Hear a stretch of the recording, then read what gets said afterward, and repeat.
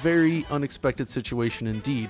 What was once a Microsoft exclusive is now appearing on a Nintendo machine, something we haven't seen since the old Game Boy Advance days, I suppose. There's a lot to discuss here, and this is an interesting port, and to do that I'm joined by my friend and colleague Richard Ledbetter. Hey John, well this is a turn up for the books, isn't it? Yes, if you asked me at the start of 2019 what we would see this year on Switch, this is one of the last things I would have guessed, but here we are. Mm-hmm. And it's actually the perfect match for the hardware, I think. I mean, I'm assuming footage is playing out as we speak, and it just looks awesome. Yeah, I mean, it's an absolutely amazing game on Switch, and also I'm very happy that it's finally getting a physical release a bit later down the line, which is something I've wanted for a long time. But it makes for an interesting port, and on the surface, this could essentially be the first time we've seen a Switch port that is visually identical to a version of a game on a much more powerful platform. This looks exactly the same as it does on Xbox. There just isn't any difference, and a lot of that obviously comes down to the art design. The art is created as it is, and that has been translated perfectly to Switch. And so, you are effectively getting 1080p and docked 720p native on the screen, but the soft nature of the artwork basically means you're not going to see any pixels, pixelation, aliasing. It's perfectly smooth. Mm-hmm. So if we go back to your original analysis back in the day, you actually compared on PC 720p, I think it was, to 1440p, and you just couldn't tell the difference whatsoever, simply because of the nature of the artwork. This is 2D hand-drawn stuff. In fact, wasn't the default, the original setting, 720p? That's right, yes, exactly. So in that sense, this type of art is not pixel art, so the edges are very soft and smooth, and there's a lot of additional post-processing and chromatic aberration used to sort of give it that old-timey cartoon look, and it works brilliantly. And honestly, you can see here, it looks really, really nice on a portable screen as well. Something that obviously would have been possible with the PC version and a laptop, but just having it on a dedicated console now like this, it's great to see. Well, this is pretty great because back in the day I played this on a Dell XPS 13 using Intel integrated graphics, and it works like a dream. So obviously the technical, the hardware footprint of the game is fairly minimal, which again, makes this a perfect match for the Switch. And of course there's the art style as well. I mean, I'm guessing, well, there is some evidence of 3D elements in there, very slight, I think, we noticed in a couple of stages in the original game, but for the most part it's all down to the quality of that 2D artwork, which just looks amazing and which transitions across to the Switch beautifully. Yeah, and one of the things to keep in mind though, and this speaks to the great work done by the developers, just because it's a 2D game doesn't mean you're going to get flawless performance.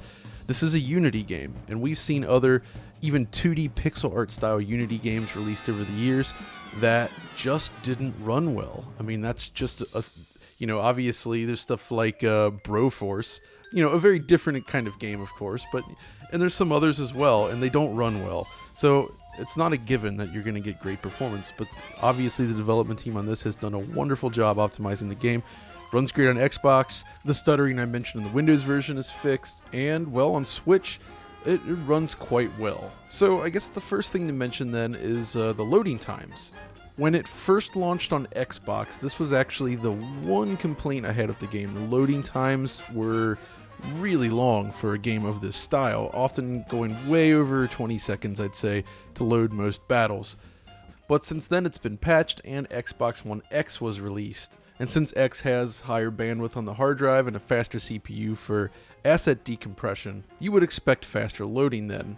It also probably takes advantage of the Xbox One X's hardware cache. So when I first loaded it up on Xbox, I got this, which is still like a little over 16 seconds of loading to load up this stage, which isn't great. But I went back and tried loading it again from the map, and it was much faster. So I even went so far as to restart the game, go from the main menu to the island, and then load that stage. And while it was a tiny bit slower, it was still much faster than the first time. So it basically seems if you use an Xbox One X, you get faster loading all around, thanks probably due to a combination of the patch plus the X's hardware cache. But if we jump back over to Xbox One S, where I first played it, It's still a huge improvement over the launch version. It's not quite as fast as Xbox One X, but yeah, it's much, much better than it was at launch. On Switch, then, the results are also very good. It's much, much faster than it was on Xbox when it first launched, but it's not as fast as Xbox in its current state when it's performing its best. So yeah, you can see then it basically comes in a little over 9 seconds or so, which is quite reasonable, I would say.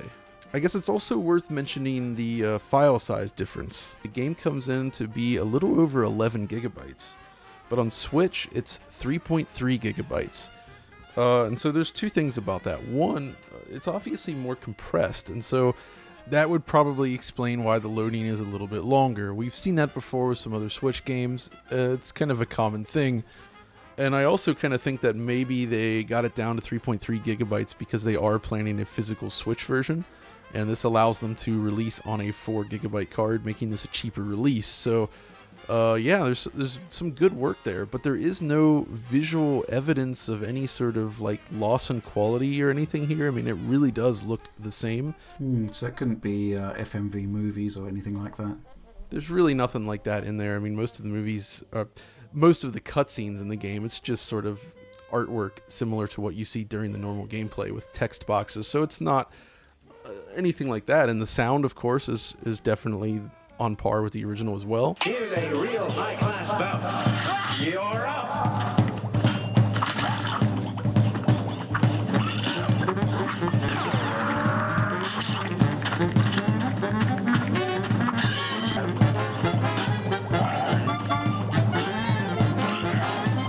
So this might seem like a bit of a pointless endeavour, but how does the performance stack up overall? The original 60 frames per second, locked. Yeah, and that's exactly what we're looking at here.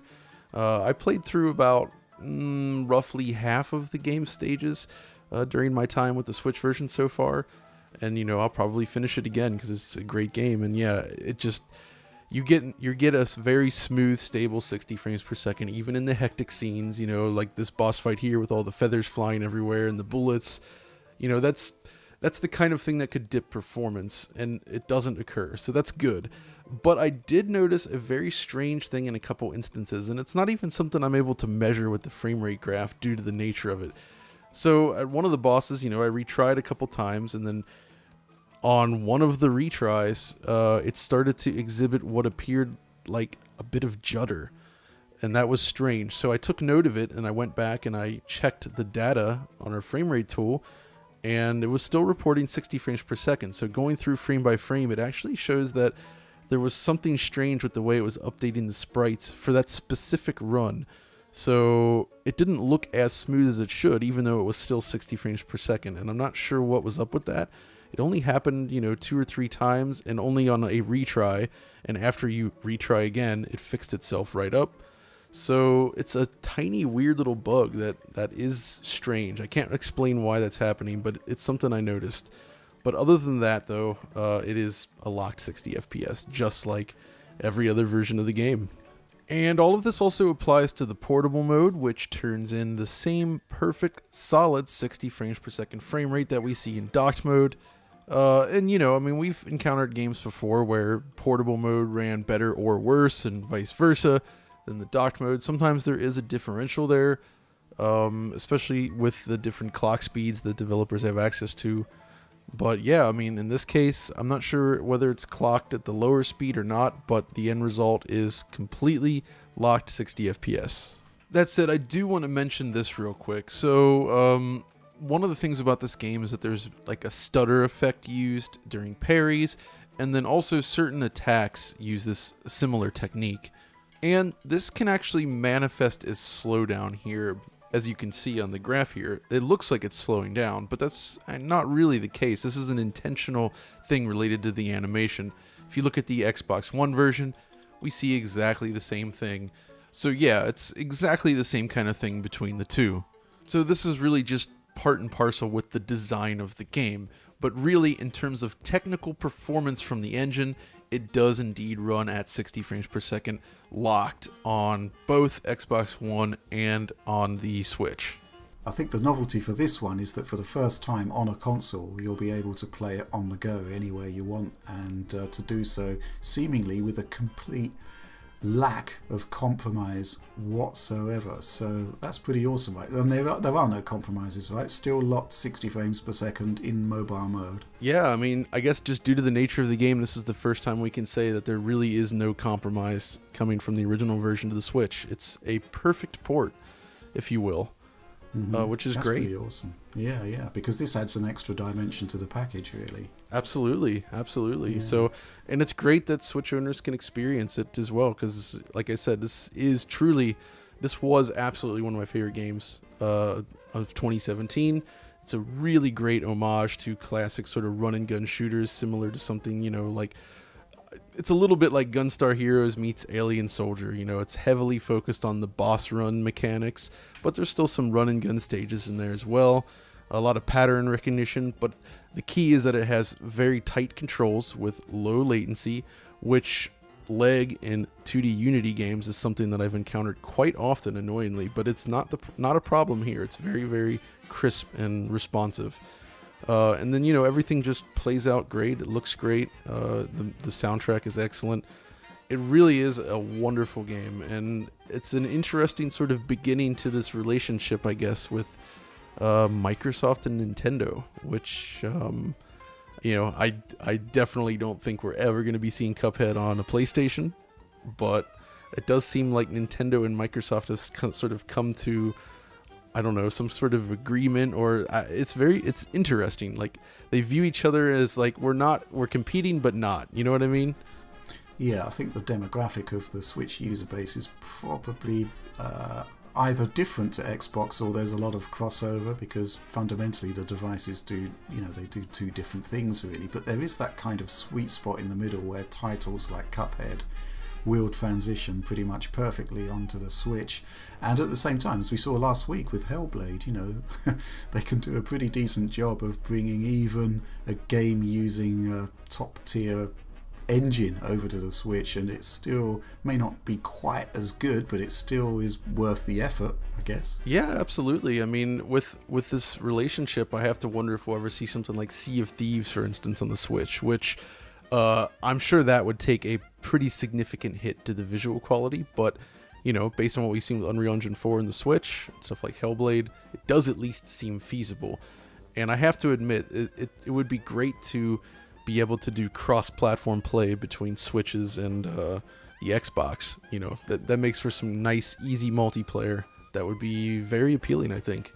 Yeah, I guess it saves Microsoft the bother of having to launch a mobile Xbox if they can just partner up with Nintendo. Absolutely. If you just bring the Xbox platform over to Switch as well, in a way, that's not a bad thing. And, it kind of benefits everyone, I'd say. Yeah, good stuff. So, final notes. Any final takeaways? Nope, this is a great port. If you haven't played Cuphead, or if you want to play it again, or if you just want to own a physical copy, it seems like this is going to be a great way to play the game, and I'm absolutely loving it once again, so definitely check it out. But I think that's pretty much it for now. So yes, if you enjoyed this video, as always, be sure to like and subscribe. Click that notification button there at the top to receive all the latest updates from Digital Foundry. And if you want to chat about Cuphead or anything else really, come find us over on Twitter. And until next time, this is Rich and John